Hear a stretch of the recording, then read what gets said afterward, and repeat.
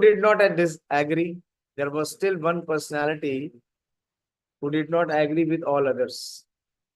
That is in the 51st verse. Tatrāhāmarṣito, tatrāhāmarṣito bhīmas, tasya śreyān vadhaḥ na bhartur na nātmanaś cārthe ahan suptān śiśūn vṛthā. tatrāhāmarṣito bhīmaḥ. But Bhīma was not influenced by the kind and the pacifying words of Draupadi Devi. His anger was not pacified. Bhīma, however, angrily disagreed with them and recommended killing the culprit. Why? Because ahan śrīmad vṛthā. He who had murdered or killed the sleeping children without any purpose. So Bhīma was not in a mood to forgive for the fault of Ashwathama. So he was exhibiting anger. He angrily disagreed with them and recommended killing the culprit who had murdered sleeping children for no purposes and for neither his nor his master's interest. So we see that the Pandava family is divided on two sides. One side is Draupadi Devi with all the Pandavas except Bhīma. Let us see what happened next. Nishamya Bhīma Gaditam Draupadayascha Chaturbhuja Avalokya Vadanam Shakyo Idamaha Hasantiva. So seeing these two opposing parties or two opinions or two discriminating views, what Lord Krishna does is very, very unprecedented. What he does, Nishamya Bhīma Gaditam Draupadayascha Chaturbhuja. The Supreme Personality of Godhead, Krishna, he exhibited four hands. The word here is Chaturbhuja. Nishamya Bhīma Gaditam Draupadayascha Chaturbhuja. After hearing the argument of Bhīma and Draupadi, the Supreme Personality of Lord Godhead, Lord Shri Krishna, who is always exhibiting two hands, he exhibited two extra hands. And here the word is Chaturbhuja. Draupadi and others. He saw the face of his dear friend Arjuna and he began to speak as if smiling. This is the very striking characteristic of Lord Shri Krishna. And when the situation is very, very intense and very complex, when one fails to find a solution, what Krishna does? He smiles. We saw in the Bhagavad Gita also, in the second chapter, when Arjuna is completely perplexed and he says, Na yotsa iti govinda uktva trushni bahuvaha.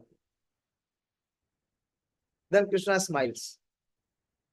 So here Krishna is seeing the difference, the sharp difference between Bhīma and all others. So he looks towards Arjuna and he begins to speak as if smiling. Prabhupada has given a purport to this. Lord Shri Krishna had two arms. And why he is designated as four-armed is explained by Sridhar Swami. Both Bhīma and Draupadi held opposite views about killing Ashwathama. So Bhīma wanted him to be immediately killed, whereas Draupadi wanted to save him. So we can imagine Bhīma ready to kill while Draupadi is obstructing him. And in order to prevent both of them, the Lord discovered another two arms. Got it? Very interesting. Why? With two hands, he will hold Bhīma, and with the two hands, he will hold Draupadi. So that amongst them, there is no conflict. Because Bhīma is very, very outrageous. He is very angry. He is bent upon killing. And Draupadi, by the dint of her mild nature, smṛtaḥ, she wants Ashwatthama to be saved. So what Krishna had to do, Krishna is being a master stroke. He is exhibiting four hands. Two to prevent Draupadi and two to prevent Bhīma. This is what Prabhupada is quoting from Sridhar Swami.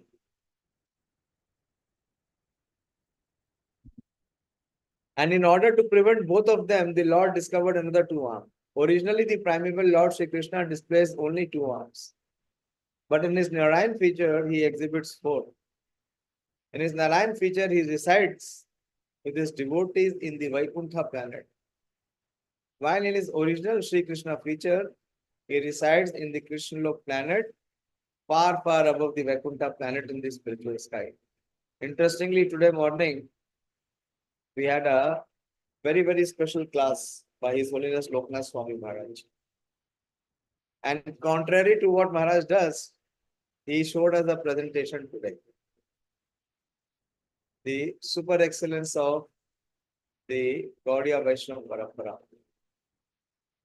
And in that he was exhibiting all of this spiritual planets. He began, presently we are in which dham? I asked from you. Maharaj started from where we are. In this, it is interesting. Talking about Vaikuntha and Golok. So presently we are in which dham? Bolo.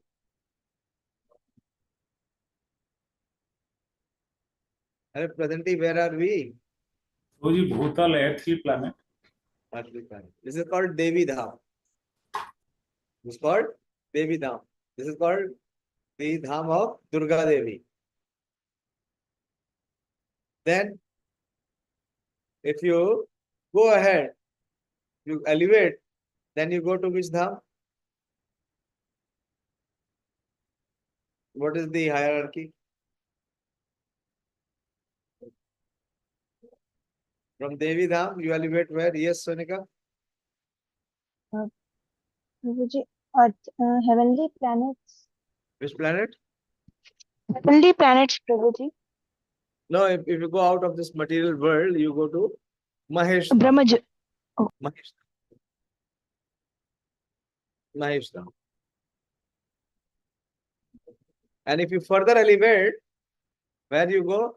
You go to Vaikuntha, where the Lord is in the four-handed form. But if you go higher than Vaikuntha, where do you look? Where do you reach?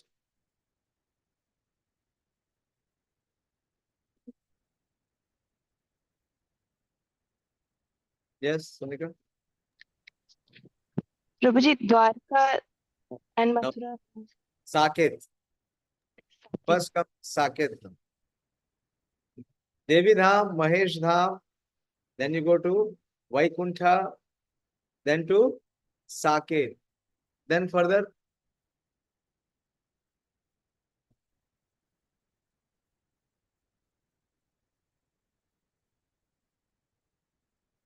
then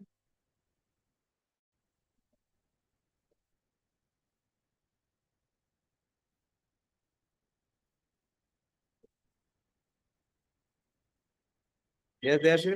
Ramya is not there today. Hare Krishna, Prabhuji. Hare Krishna, Prabhuji. Where are you sitting on the floor? Yes, Prabhuji. Prabhuji, Dwarka, then Mathura, then Dwarka, then Mathura,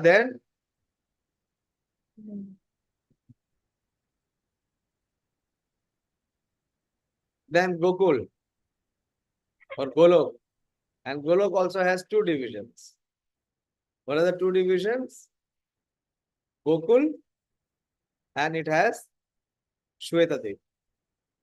So here, Krishna exhibited the four-armed form as if in Vaikuntha. Krishna does not exhibit four-armed form in Golok.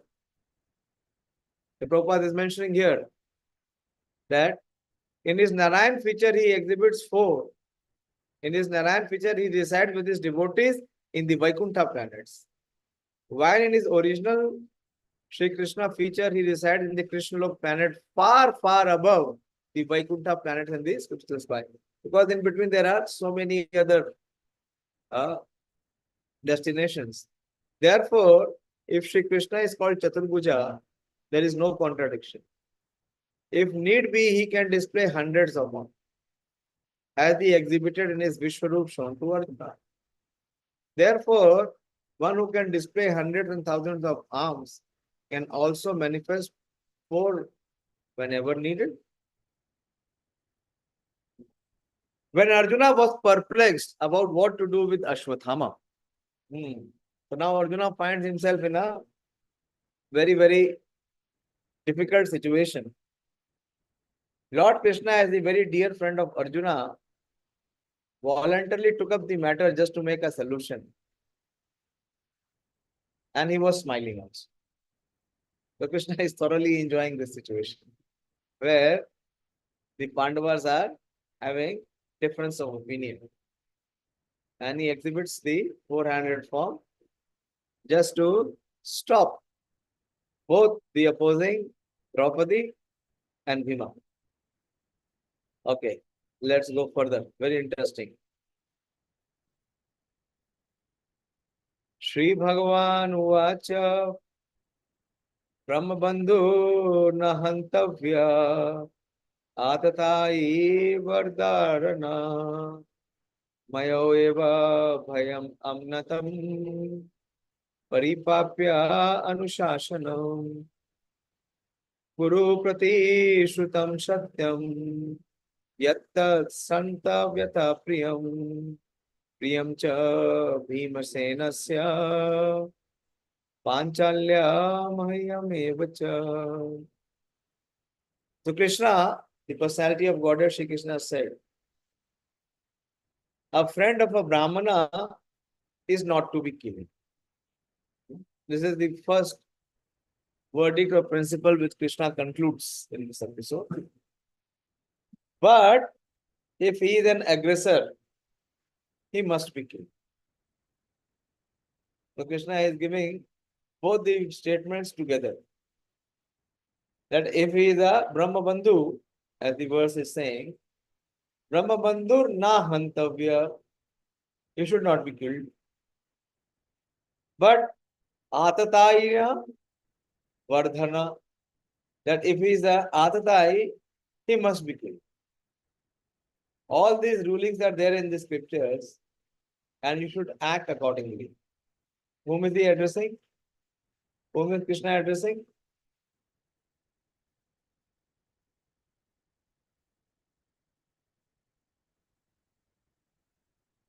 Baki other people are spectators. Pradeep, what has happened to you? Whom is Krishna addressing? Arjuna Prabhu is what? Krishna is addressing Arjuna.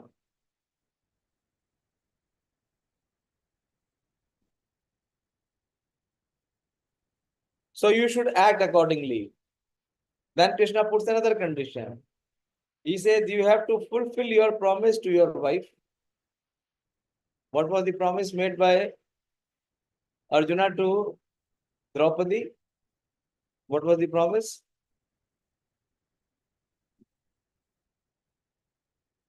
We saw in the same chapter. What was the promise made by Arjuna?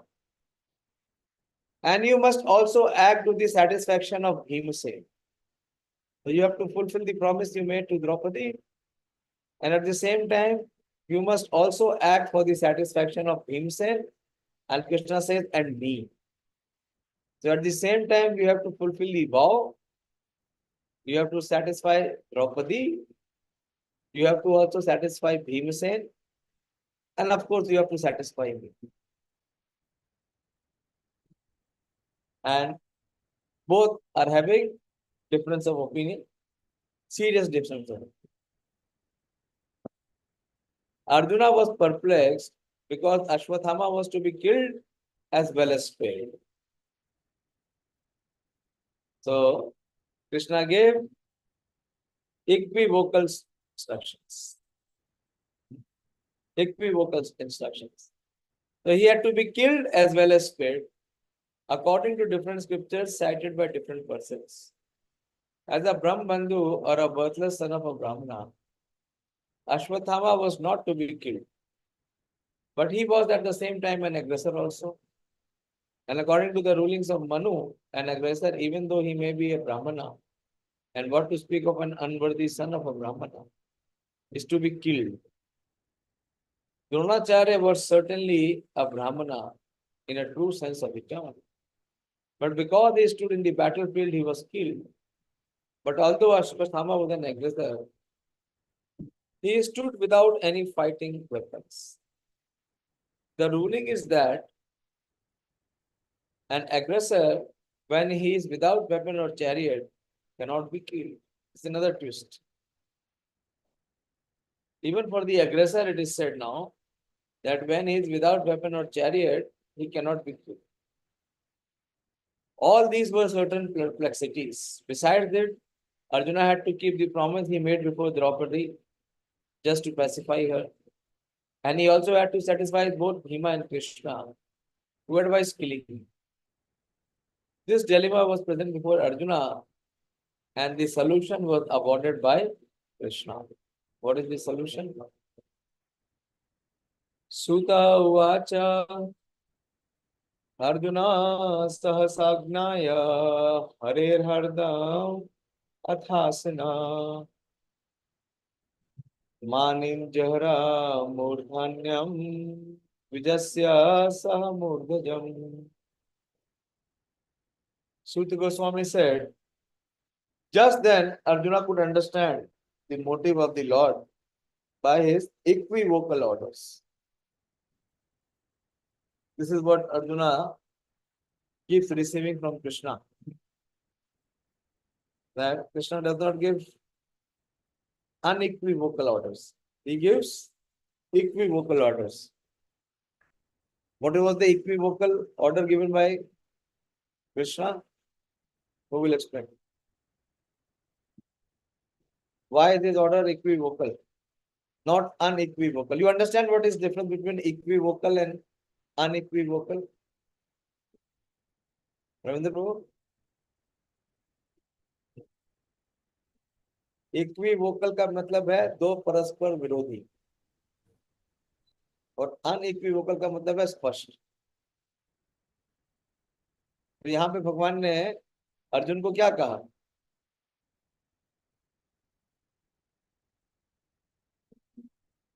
कि जो ब्रह्म बंधु है उसे किसी भी स्थिति में आप मार नहीं सकते. और दूसरा साथ ही साथ ये भी कहा कि जो आतताई है उसको आप छोड़ नहीं सकते, उसको मारना जरूरी.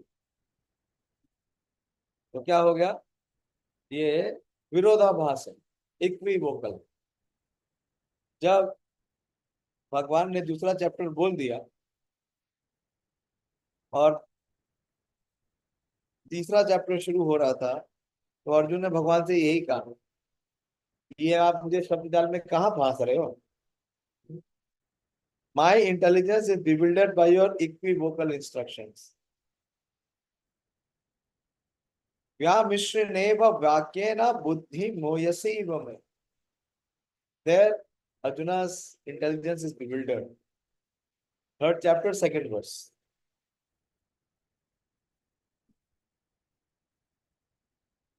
व्यामिश्रेणेव वाक्येन.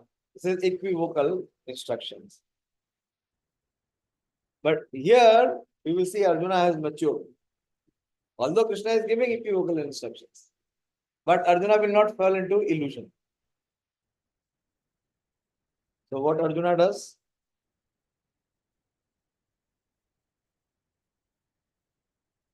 Sud Goswami said that Arjuna could understand the motive of the Lord by his equivocal orders. And thus, with his sword, he severed both hair and jewel from the head of Ashwathama. What was the instruction? That Brahma Bandhu is not to be killed. But at the same time, the aggressor, must not be spared, must be killed. So how Arjuna executed both? That with his sword, he severed both hair and jewel from the head of Ashwatthama. That is one instance in Mahabharata when in one day of the fight, Arjuna was engaged in fighting with some other warriors, and Karna took advantage and he fought with Maharaj Yudhishthira. You know that? And he very, very violently bruised Yudhishthira. Yudhishthira could not stand in front of him. The prowess of Karna was very heavy. He broke his chariot, he broke his bow, he cut all his weapons, and he wounded Yudhishthira so much that Yudhishthira had to withdraw. And Yudhishthira was very, very badly injured. And he came to his camp and he was taking his treatment. And after some time, after some interval, Arjuna came to his camp to see the well-being of Yudhishthira. And as soon as Yudhishthira Maharaj saw Arjuna, he was very happy. And he said, Arjuna, have you killed that Sutaputra Karna who dared to make me in such a situation? And Arjuna was taken by surprise. Arjuna said, no, I came to see. I came to take care of you. And Yudhishthira Maharaj is outraged. And he says the same thing what Krishna told Arjuna. That you are good for nothing. You are nothing. And your Gandiva is also, both are useless. You are also useless and your Gandiva is also useless. Both of you are useless. What is the merit of having Gandiva when you cannot kill and defeat Karna? Better you keep it up. And when Arjuna hears this, he is humiliated and insulted. And he pulls his arrows from his quivers and wants to shoot Yudhishthira Maharaj. And Krishna says, hey Arjuna, you have become crazy. What are you doing? You want to kill Yudhishthira? So Krishna tries to stop Arjuna. Arjuna says that I have taken a vow that anyone who insults me and my Gandiva, I cannot spare him. I must kill him. So at that time, Krishna gave him this solution. And what do? You insult Yudhishthira. And by speaking harsh words, the criticism is even severe than death. So in this way, it was resolved. And when Arjuna spoke against Yudhishthira, Arjuna spoke that you are a coward. You could not face Karna and you fled away. Now you are criticizing me when I am coming to see whether you are alive or not. And then when this vow of Arjuna was over, then Krishna asked Arjuna with the same mouth which he insulted Yudhishthira Maharaj to glorify Yudhishthira. And in this way he resolved. There are many, many stories and stories in Mahabharata. So much happenings happened on the battle of Mahabharata. So here we see that Krishna has already given Arjuna the solution. So now Krishna is telling Arjuna, now what you have to do? You have to fulfill your vow to Draupadi. At the same time, you have to satisfy Bhīma and also you have to satisfy me. All of them together.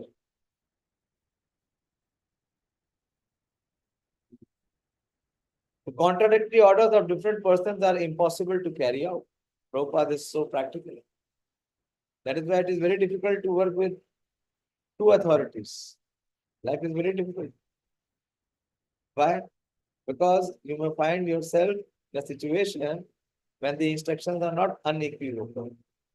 Many times our mind will interpret it as equivocal. For whom to accept and whom not to accept. Whether to act or not to act, it becomes very, very difficult. So Prabhupada is saying that to carry out the orders of different persons are impossible. Therefore, a compromise was selected by Arjuna by his sharp intelligence. And he separated the jewel from the head of Ashwatthama. This was as good as cutting off his head. And yet his life was saved for all practical purposes.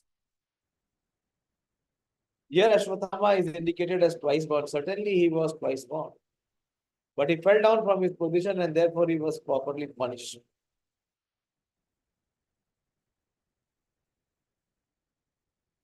You see, in the translation, Prabhupada is saying that with his sword, he severed both hair and jewel.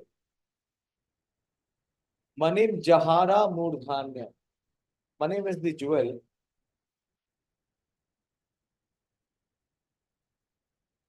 He separated the manim. Manim means the crown that he was wearing. The Kshatriyas, what they have the crown on the head, which has many jewels. So what Arjuna did with his sword, he cut off that crown. And also with his sword, he cut off his hairs. In a way, he insulted him, humiliated him. This was as good as cutting off his head. And yet his life was saved from all practical purposes. Because Ashwatthama, he fell down from his position and therefore he was properly punished. Vimucya rasana badham balahatya hata prabham tejasa maninahinam shibram niropaya. He, Ashwatthama, had already lost his bodily luster due to infanticide. And now, moreover, having lost the jewel from his head, he lost even more strength. Thus, he was unbound and driven out of the cārthe. This is the punishment, the complete punishment. So, he had already lost his position, his stature, his aura, due to the heinous offense that he had committed. And then later Arjuna bereaved him of the jewel from his head, and also from the hairs. And he was unbound, he was released from the ropes, and he was driven out of the camp. He was kicked out of the kingdom.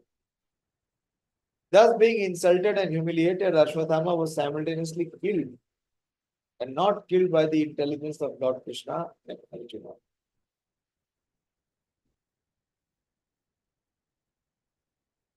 Vapannam dravinadanam sthanam niryapanam tatha eshi brahma bandhunam vadonanyo asti dehika.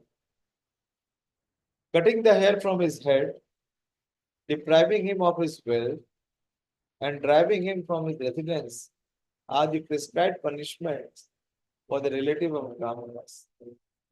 There is no injunction for killing the body. Putra shoka. So in this way, he fulfills the promise of all the three. By insulting and humiliating him, he kills the stature of Ashwatthama by not physically killing him, but humiliating him. So he fulfills the promise made to Draupadi. And he also fulfills the promise to the desire of himself. And he also fulfilled the promise of Krishna, which he says But the Brahma Bandhu can never be killed. Cannot be killed.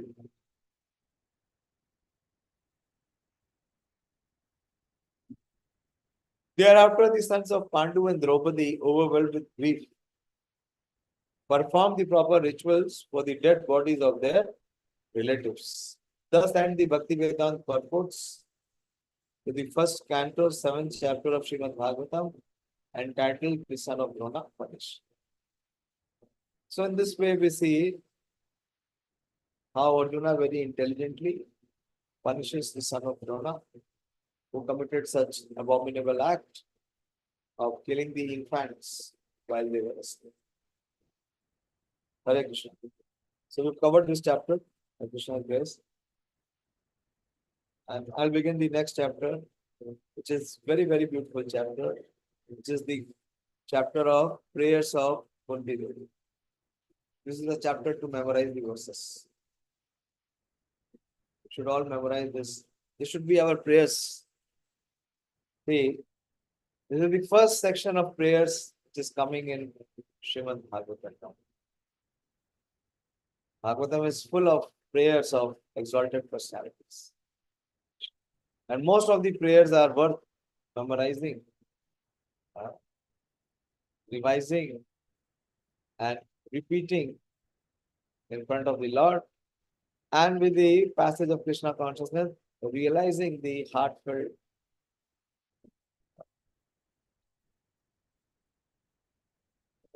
call of Kunti Devi towards the Lord.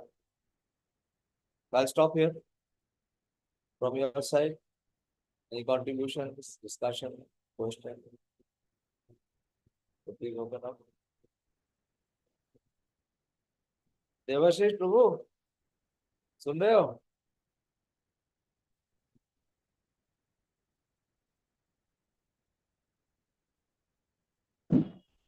करने का प्रयास करो, आपका छूट जाएगा, सारा छूट ही रहा है. बोलिए. Yes Sonika. Hare Krishna Prabhuji. Hare Krishna. Hare Krishna Prabhuji. In 55th verse, it was mentioned that Arjuna removed the money from the forehead of Ashwatthama. He was having that money, na Prabhuji, on forehead. Yeah, I'm not sure, but of course they used to wear the crowns. But here it seems that he had a special money on his forehead. Yeah. Severed from his head. Okay. Actually, I heard that he was born with one jewel on his forehead. Because in 2-3 verses this jewel is coming. It is not the jewel of the crown. It is the jewel which he had as his most valuable possession. And that was removed by the sword of Arjuna. Arjuna removed that jewel from his forehead. So he insulted and humiliated him.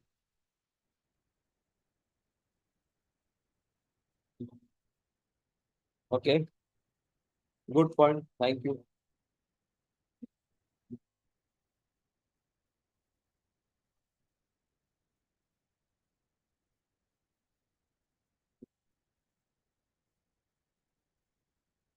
How did this chapter begin? Who remembers?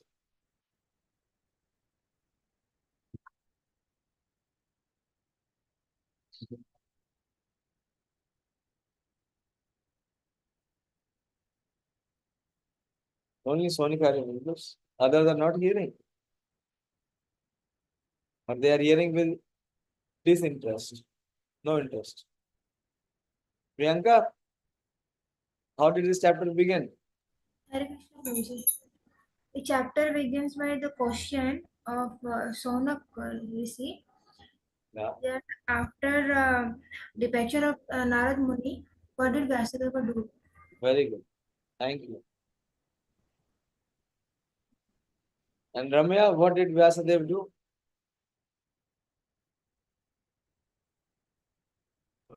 Hare Krishna Prabhuji. Hare Krishna.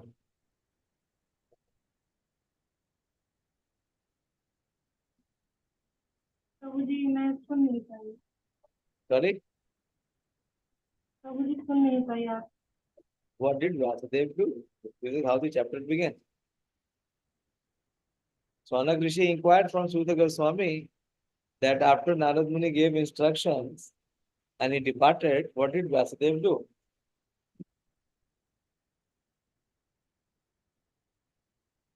प्रभु जी व्यासदेव तपस्या कर रहे थे। क्या तपस्या किया उन्होंने? जी उन्होंने भगवान को देखा और माया को भी। Very good. So Vyasadeva on the banks of river Saraswati on Samyak Prash, he touched the waters and he sat down to meditate. And in meditation he saw three things.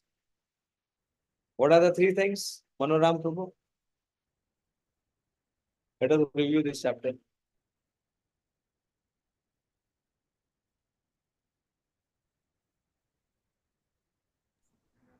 See, two aspects I remember that he saw Lord Krishna and also his external energy.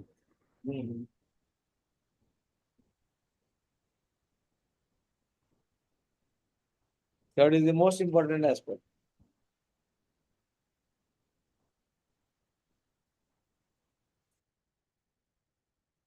Dayashil, now Ganesh has already stopped hearing. Uska bhi chhut gaya kya? सुनता ही नहीं है. He's out of Delhi for some. He's some out of? work. Out of Delhi. सुनाई नहीं दिया क्या कह रहे? He's out of Delhi, Prabhuji. So for some work he has gone to Nainital. अच्छा. बोलो आप बताओ. What did Vyasadeva see in his meditation? As Jagannath Prabhuji told that one is like Lord Krishna and the external energy and how the jivas are suffering because of the influence of this Maya. Yes, very important. Vyasadeva could see how jivas are suffering due to the influence of Maya. So, what was the realization to Vyasadeva after his meditation? Pradeep?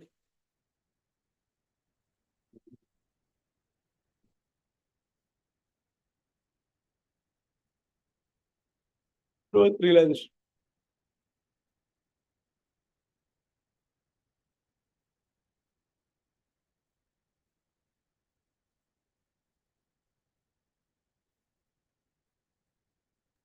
You have read the entire chapter. So what is the chapter? What is the content?